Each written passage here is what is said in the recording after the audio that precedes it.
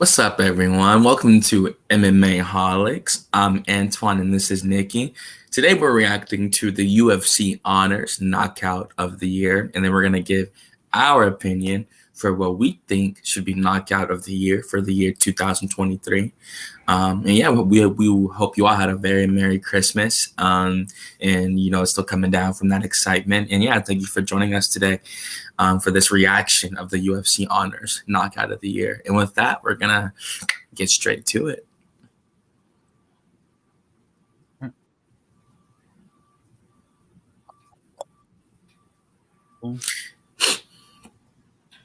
Let's go ahead and see what they got for us. Let's see what they got for us.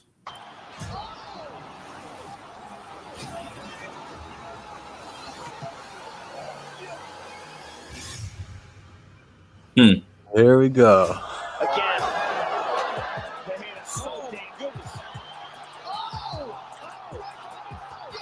Crazy, dude. That's just wild, bro. Dude, like when Alex had him pressed up against the cage, no one thought he would be knocked out. Like 5 seconds later, that was insane, dude. Right? Yeah. I feel you, man. Like for me personally, it was just more so like I feel like everyone really felt the vindication for Israel after he got that victory. Like if you were like whether you had a childhood a bully or a cousin from the family, dude. Like at every family reunion, that one cousin that will always mess with you, and you guys play football and you spear him one good time. After years of him tackling you, you can really just tell you can really feel the vindication coming off of Israel, and that was a very inspiring victory. Post-fight speech included, when he said, "I hope everyone in this building and watching around the world can feel this kind of happiness at least one time in their life," that's awesome to want to wish, because he was probably so happy about just of course because he knew what was at stake if he lost that fight, and he definitely was listening to the noise that everyone was saying going into the fight, making it about like their upbringing, how like he grew up in a good household, and Alex had to really grind more when he was coming up, working like in a mechanic shop until Alex found kickboxing, and then they both found kickboxing in their own ways, and it's like they were on a trajectory for one of the greatest rivalries in kickboxing and MMA, combat sports history at this point, So man, how'd you feel about it? Yeah, there was so much vengeance behind those two punches. It's crazy. And you feel for him. It was the same with like that Leon Edwards speech, like those feel good speeches after a win. They deserve it so much. Yeah. And what's crazy, he was playing bait with Alex Pereira. You know how dangerous that is? He could have got knocked out on the side of the cage right there. One of those liver shots could have put him out or something. So, ballsy play early in the fight, but that fight, Izzy came to win that. Like, if you watch the first to the second fight, way more aggressive. Like, he made the right switches in that fight. He fought perfectly. That was a good one. Where do you rank this knockout compared to the other four on a scale of 10? The other four? Kind of hard to rank it like that, but so obviously it's going to be this one. I think we have Sean O'Malley, Islam, and Gaethje, I think, are the four. If I'm not mistaken. All right. Okay, out of 4, 1 to 4, 4 being the best. Where do you rank this right now? 4 being the best. Man, for me, I'll probably say, he won a title with this one, and it was like the rivalry going in. But we can finish it first, and at the end, like I'll give my result then. I don't want to have recency bias because I know how happy I was. Everyone can remember how happy they were. Crazy. 1, 2, 3, shot. 4. Like that liver shot right there could have put him out, man. Out, and like the knee, and like another left row. Yeah. Golly. Yeah, man, he caught him with the left hand. I always forget that too. It was crazy. Yeah, and then it's like Ooh, you ain't heard that in a while. Just seeing him in the blue was just like crazy. Stuff like that. Like it was like seeing Valentina in the white, in the second Grasso fight. Yeah, I hadn't seen that in so long. You know, like It's really, really, different really long. seeing a matured champion, like you see Volk or someone outside of those champion shorts. It's different, you Yeah, know. It's right. way different. Yeah, same with Usman. Seeing Usman in like Hmm. the green when he fought Leon in the trilogy fight, that was that And was now we're gonna crazy. see that with Aljamain at 300. It's Yeah, crazy. yeah, back in the green. Yes, he is. Undoubtedly. Yeah, and then like for Sean, and like yeah, it's always cool to when you envision like the new champions too, like Sean's wearing the black and gold. Now, what if he wore like pink and gold or something like that? That'd be crazy. That'd be cool on her. That'd be really fun. I'm not gonna lie. But yeah, we can move on though.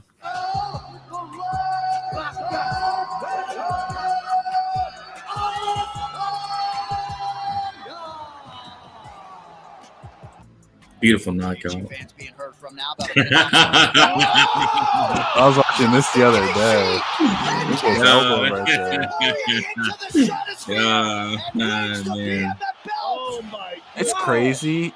He made Dustin flinch with his right hand and had a kick coming on the way up from it. It's so insane, dude. Even with the image right here, like you can like if you even look at Justin's face as like Dustin's going down, like you know, looking at Gaethje's face, you can just tell like you know when the fight, because that's still like that's fresh after a fight has ended, so that's like primal, just like oh you know like right when like you know like that energy and like and as soon as this is going up on the side of the cage to do a backflip, bro, like he just ran, dude. He just knew it was over. And it was satisfying as people thought like Gaethje couldn't like land anything of that caliber. They thought he was just meat and potatoes. Like he could maybe land some good leg kicks, maybe get him out of there with like an overhand right or an uppercut. Nah, it was a beautiful time head kick, you know, after some feints, like a real martial artist does, you know. And I really thought people were underestimating Gaethje, you know, going into that fight. And like it was really cool to see him like just bring it home. And like it was better, in my opinion, that was the better result,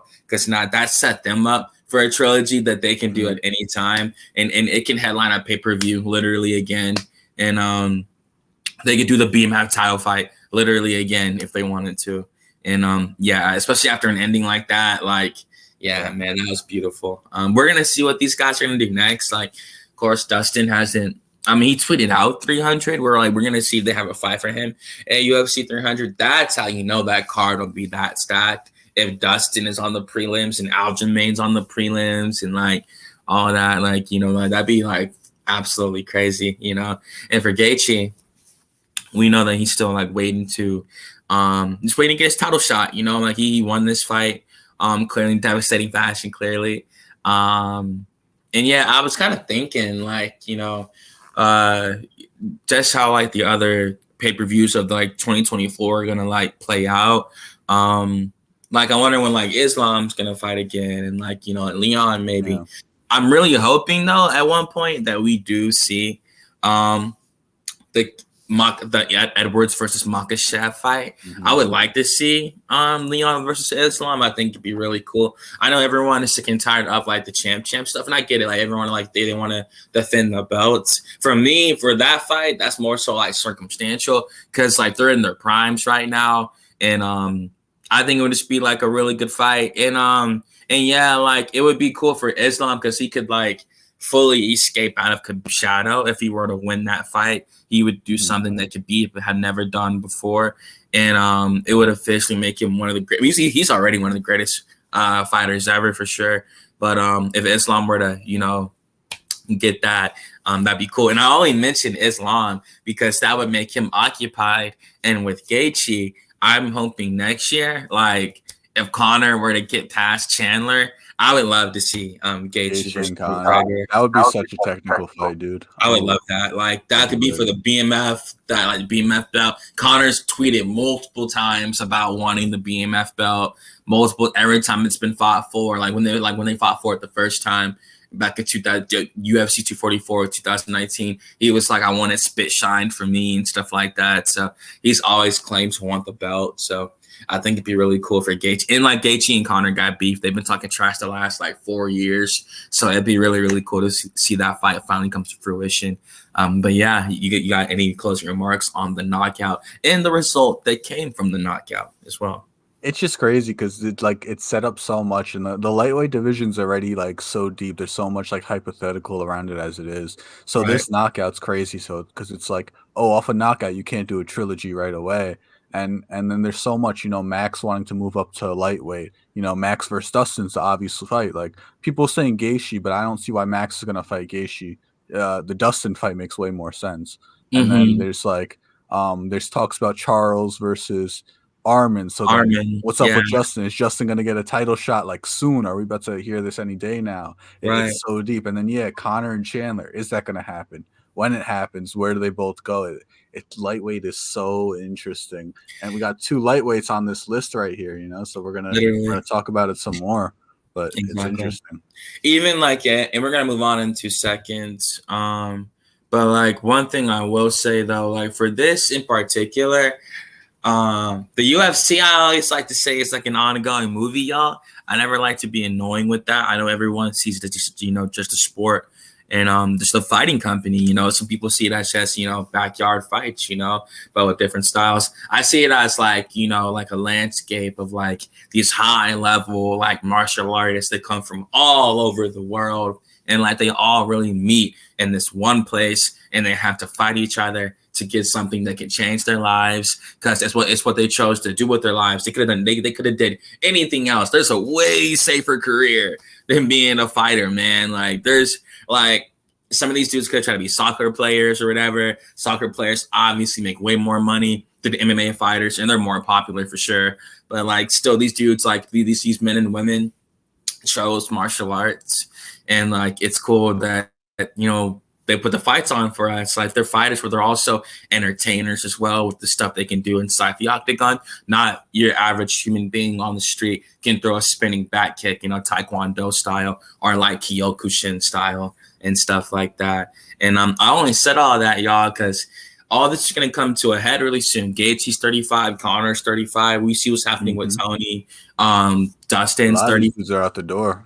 Seriously, it's getting to a point, y'all, where like all these dudes were on like all these posters for the past 4 or 5 years, even then, like, because Dustin Poirier fought at UFC 199, and then in the post-fight press conference, just saying like I want to put guys away on like the top of pay-per-views and stuff like that. So for Dustin to see him actually go from that, like saying that, to actually doing that, and like ups and downs, and getting finishing guys on pay-per-views to getting finished on pay-per-views, and then like it's just like the ups and downs, and that's why I call it a movie, y'all, because it's unpredictable. But like it's undetermined. Like you never know what's gonna happen.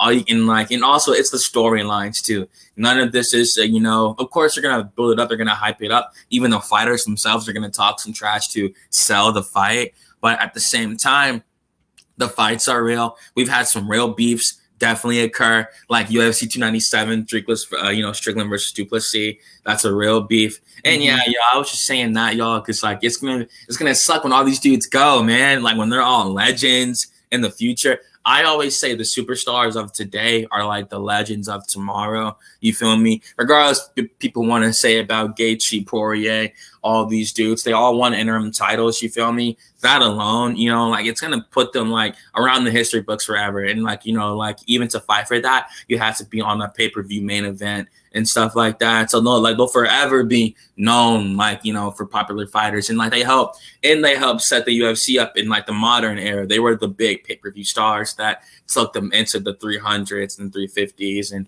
stuff like that. And it's pretty crazy I'm talking about this while Dustin's getting like knocked the fuck out, but it's like I'm only saying it because like obviously this knockout might have really hurt Poirier for his career. We don't know how he's gonna look in his next fight, chin wise. I love Dustin Poirier and Justin Gaethje. You feel me? It's kind of hard to hate both these guys, And yeah, man, it's all gonna come to a head really soon. Michael himself is already 37. We got Michael at a later age coming out of Bellator when he was 34. But he's still he hasn't missed a step. Even though he's losing some fights, it's still competitive, still entertaining. And yeah, guys, it's gonna suck when all these dudes go, And we're gonna see what happens first. Like, it's either they're all gonna fight Islam in a row, and that's all like their last title shots, and they all lose, or it's maybe one of them could win. You never know, but it's like maybe. I mean, you never know. Never know. It's Maybe so Islam has an off night or something. Maybe Islam gets caught. You never know. it's you know, like the literal last thing I'll say before we move on. It's just super messed up because like they were in the Khabib era when they were in their late 20s, 28, 29, finally climbing the title shots and stuff. And right when Khabib retired, his boy came up. I mean, it's really, of course, Charles was there. It's really just whoever the champion was with a really good grappling advantage. Like they struggled, you know. And it's super unfortunate. Like they couldn't have a vacant title fight where it was just them two, and whoever won that fight became undisputed champion. But even then, if they did that, they still wouldn't get the respect because they didn't beat the champion and stuff. But yeah, guys, moving on. This is a beautiful knockout, of course. UFC 291. Moving on. Justin Gaethje has done it in Salt Lake with a head kick. Declaring the winner by knockout and BMF.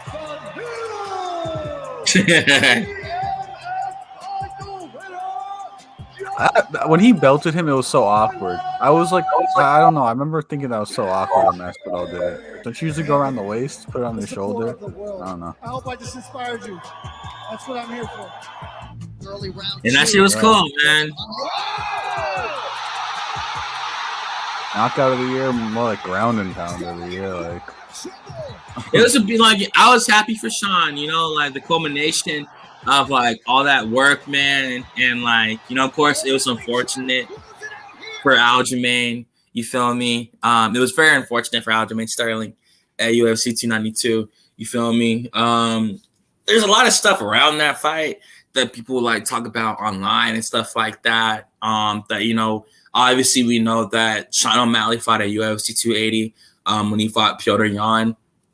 Aljamain Sterling fought on the same night when he fought when he defended the belt against TJ Dillashaw. Of course, TJ Dillashaw walked in there with a bad shoulder, unfortunately. Popped right out. And that was TJ's last fight. So moving on after that chapter, we go to UFC 298.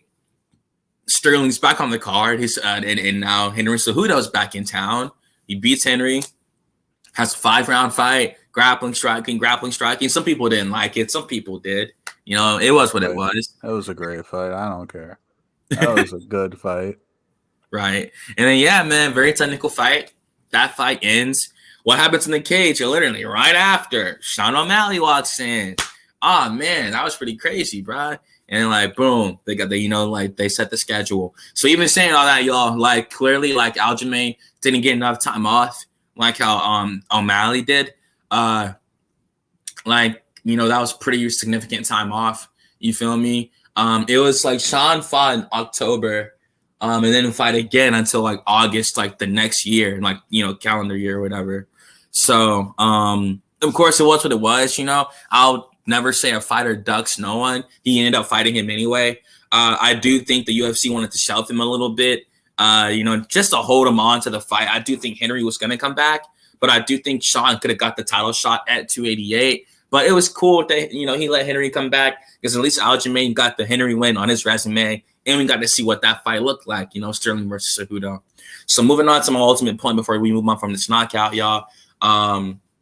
It's like, some people feel like Aljamain didn't really get a lot of time to really like train for the fight like that. Of course, Sean came out on his own podcast and said that he suffered an injury that stopped him from grappling 6 weeks before the matchup. And I definitely applaud him for even still going in there and getting the finish. That's probably why in some of the interviews leading up, he even said he was still hesitant to grapple with Aljamain because he knew he had to keep it on the feet. So that lets you know, like, it was going to be a hard fight for either man. Of course, Sean stuffed the takedown in the first round, but I still think Aljo could have like worked some of the magic if he just would have, got more time to study the footwork or something like that. And that's really like, what people really say about it on Twitter. Y'all, a lot of people feel like Aljamain didn't get a lot of time to train for the fight.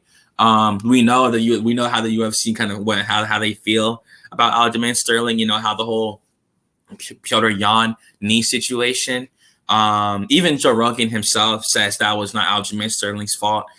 He thought Mark Smith should have stopped it the moment the knee occurred, and they could have made it a no contest. I don't think Aljamain should have got the belt for a DQ. I think they should have made it no contest and just ran it back just like that, as a vacant title. That would have stopped the drama for everyone.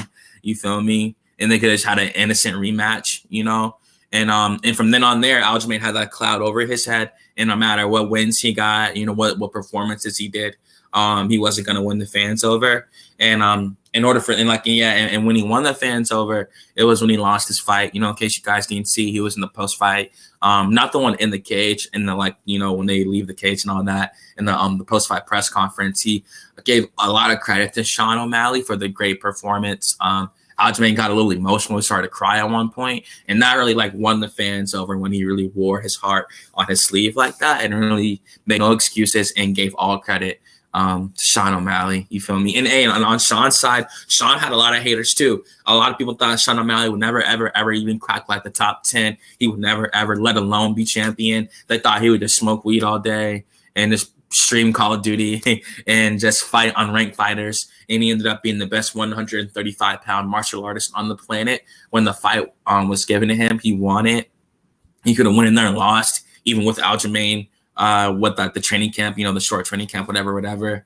And Sean O'Malley still had a beautiful performance. And how'd you feel about the knockout, man? Yeah, a lot of people really didn't think Sean had a chance. So they wanted Sean to win, but they didn't. And now, we're in the Sugar Show era. It's no more Aljamain time. Aljamain was one of the greatest 135ers ever. He won those fights, whether people want to give them to him or not. You could come up with stipulations for every fight, ever. There's always something. You could pull up something for Ciryl Gane why he lost if you want to. So there's no point in nitpicking it at this point. He won those fights. But now we're in the Sean era. He's going to fight Cheeto. He's that legacy behind him, hopefully. And then he's going to start fighting those real dudes. He's going to start fighting those Umar Nurmagomedovs, those Henry Cejudos, those Merab. So that's going to be interesting. And I think this knockout was a good lesson for Aljamain, because if he's going to be moving up to 145, he's going to be fighting dudes like Yair, and he's going to be fighting dudes like Max Holloway. These really tall strikers. And, Calvin. So, obviously he fought Sandhagen already and beat him, but now it's this is a good lesson, on how to cross distance against these tall strikers, and he really needs to use wrestling a lot. And in these next 3 fights he's probably going to have in featherweight, if he wins them, I think it's going to be those 3. He fights Qatar. He fights the winner of. If he wins that, he fights the winner of probably Ortega and Yair. Rodriguez. Yeah. And if he wins that, I don't know if he goes right to Volk. He might even want to fight Max Holloway. It's a big fight for him. And you don't just get to skip Max. Just because Max lost to Volk 3 times doesn't mean Max is any worse than Volk. I agree. I'm saying, that's a scary, not scary fight for Aljamain. It's just, it's Max, and that boxing and that takedown defense and he's close to Sean. They're both going to stand up the whole fight. I think Sean has a little more precision and power, but Max has more output. Yeah, output with the volume, right? So the pressure. Those are my closing remarks. I'm ready to move on to this next one, if you are. Yeah. Wow. It's the angles, guys. The way that he moves and pivots. He sets you up. Wow. But just that accuracy. And you haven't seen Aljamain bleed in so long, bro. And Sean just embracing the moment right there.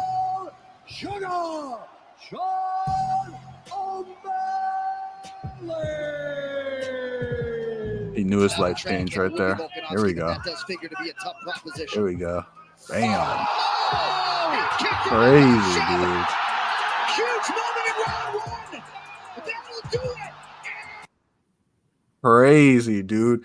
Yeah, man. Volk stumbled it didn't even feel really. Just saw him shake and lose conscious. It's my God, did Islam just knock out Volk? And we know it's the 10-day. The 10-day, and you brought up a great point to me one time when we were on a call that Volk was very slow in the fight compared to his old self. But man, 10 days coming off the couch doesn't change the fact that shin landed right on the top of the head. It's just so good for Islam's career to just absolutely most definitely just do that to someone like Volk. Mm-hmm. I agree.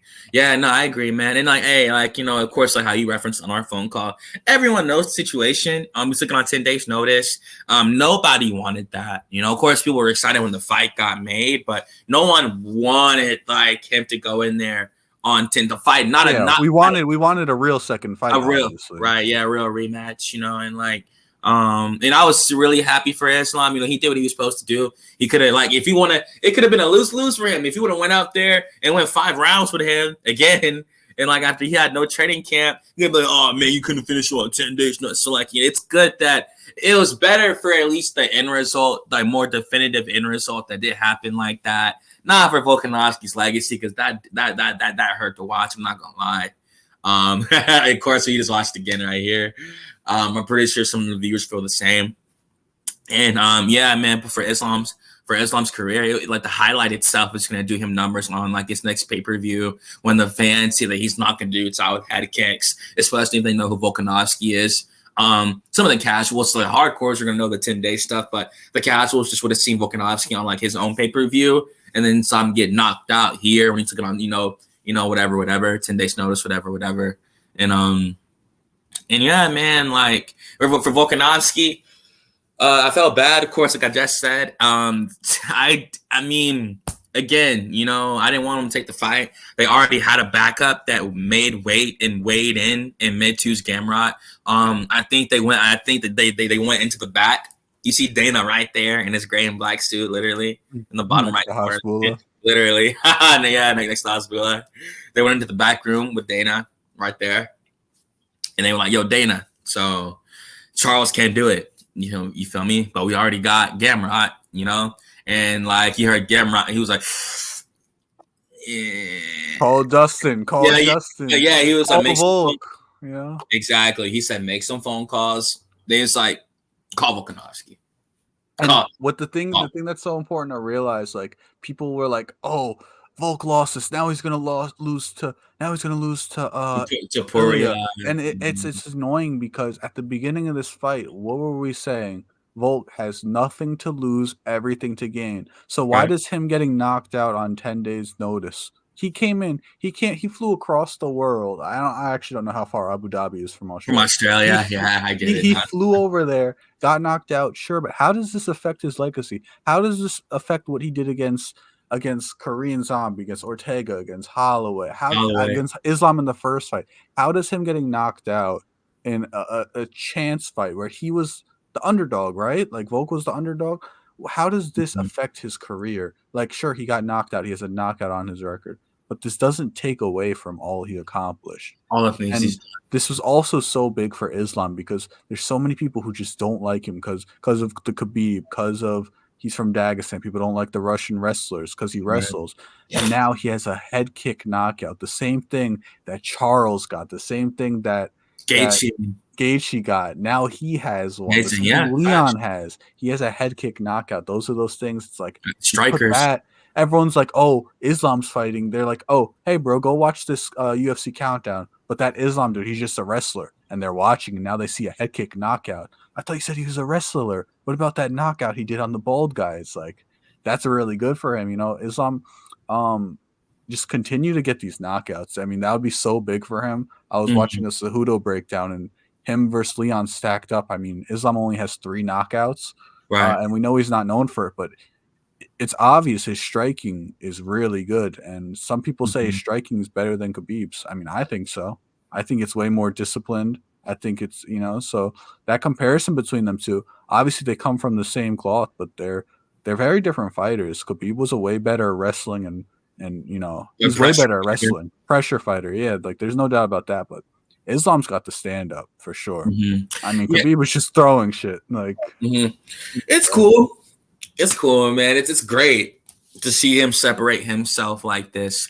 To get these knockouts on his on his resume. He's really just still. It's cool to see even at 30. I think he's 31 now. I'm about to be 32.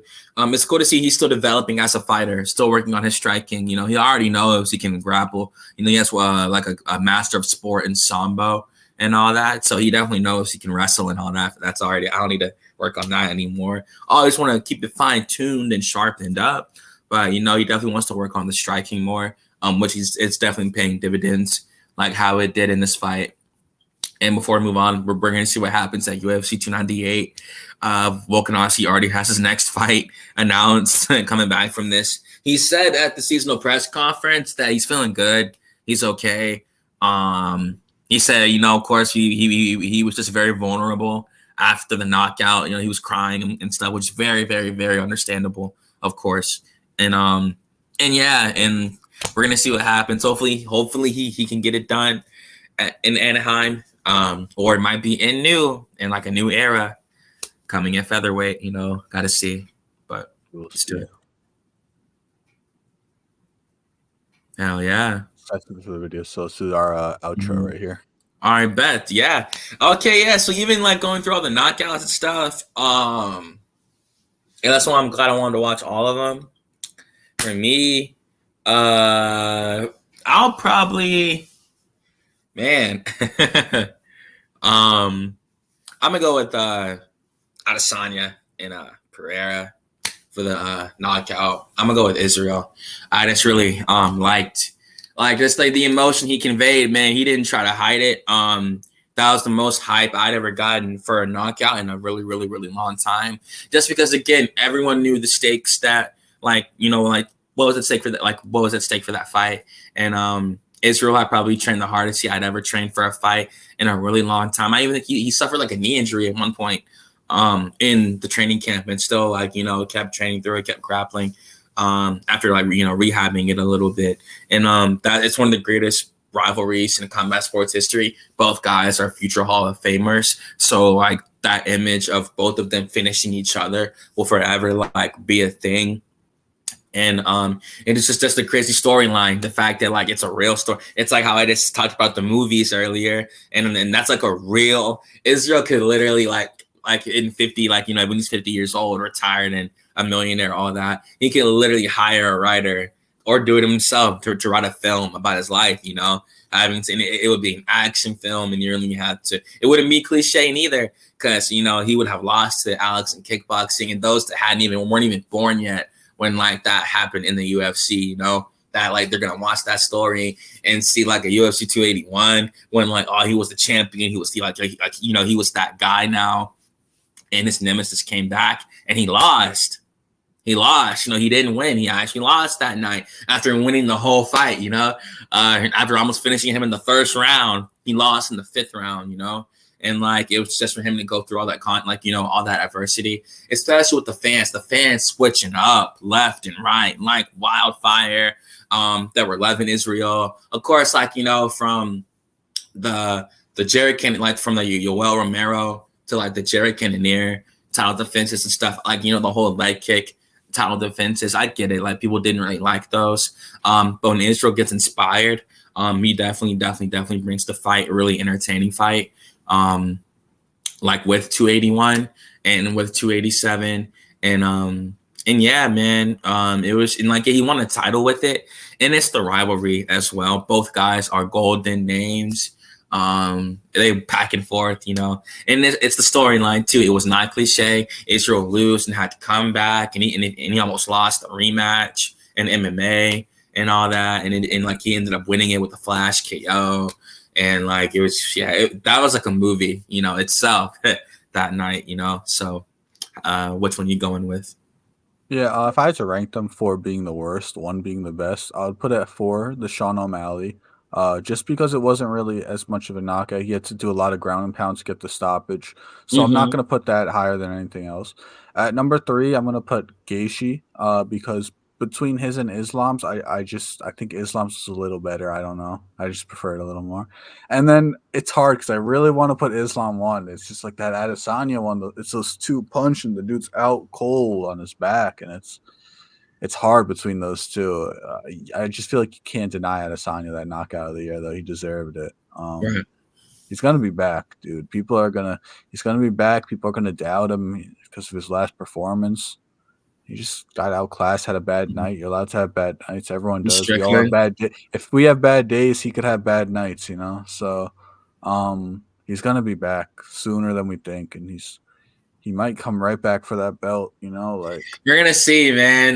he's not done. He he didn't look bad in that fight versus Alex Pereira, and that was less than a year ago. Yeah, a year ago, right? And Alex, hey man, after he won at 295, like he opened up the door for Israel. He said, "Come on inside." He didn't take the bait. He did not take it. Seriously, he opened up. He seriously opened up the door. You know, he gave him a whole new title shot. You know, he saved my life, and I don't want him to waste his talent. You know, doing nothing for the rest of his career. So you know, let's fight. You know.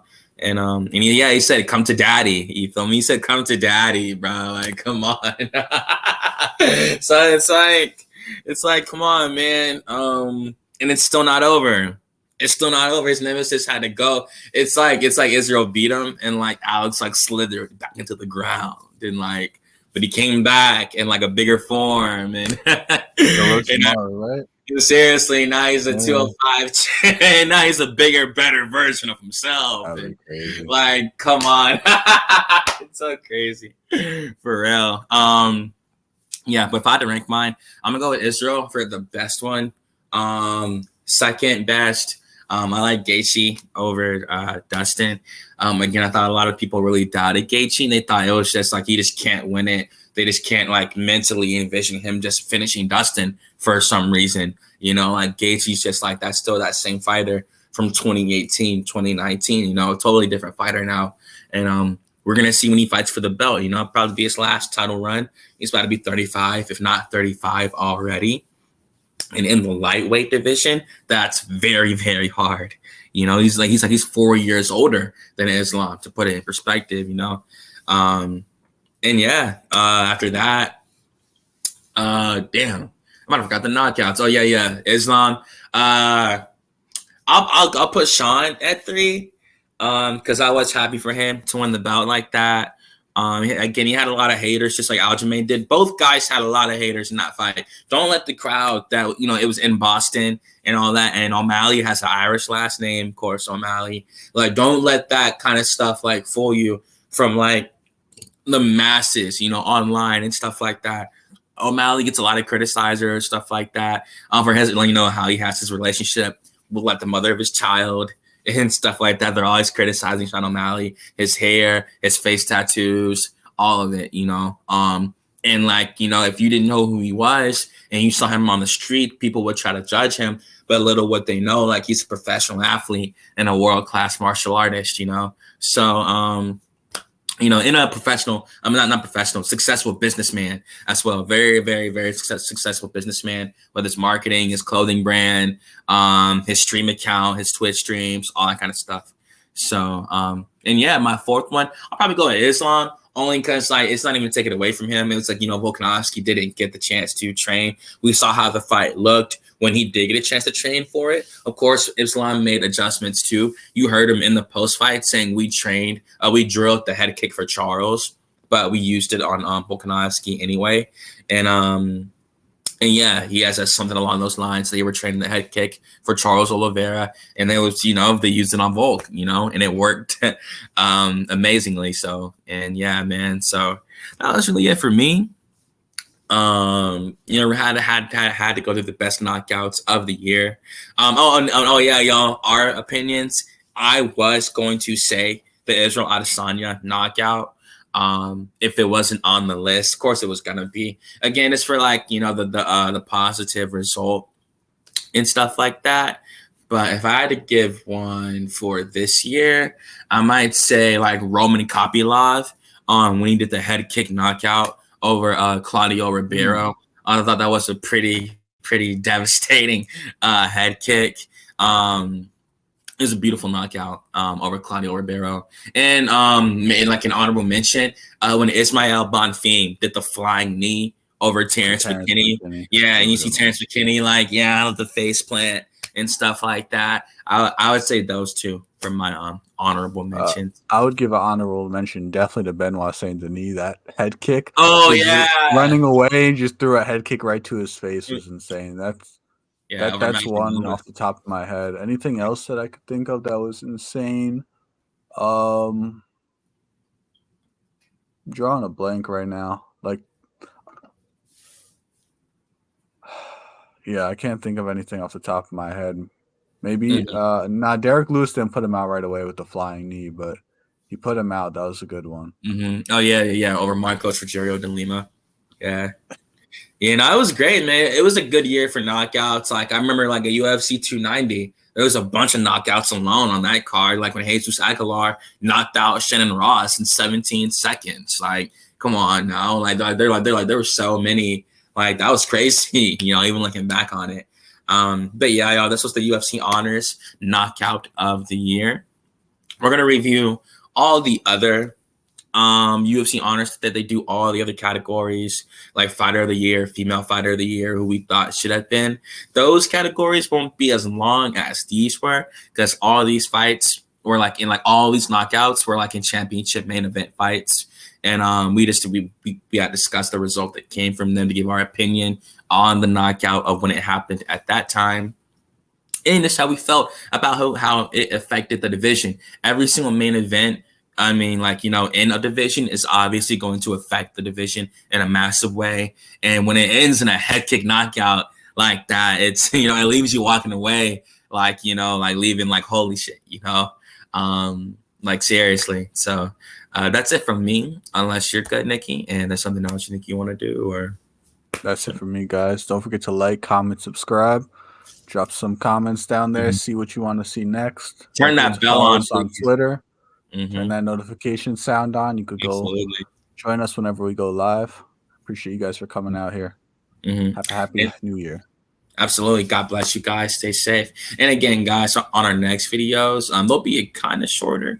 We can't promise y'all like 40 minutes. We love going this long, but we know some of you guys didn't expect some of the knockouts to be this long like that either. But we wanted to also give our review of the result as well, and not just the knockout, you know. And yeah, thank you guys so much for joining us, and God bless you guys, and good night.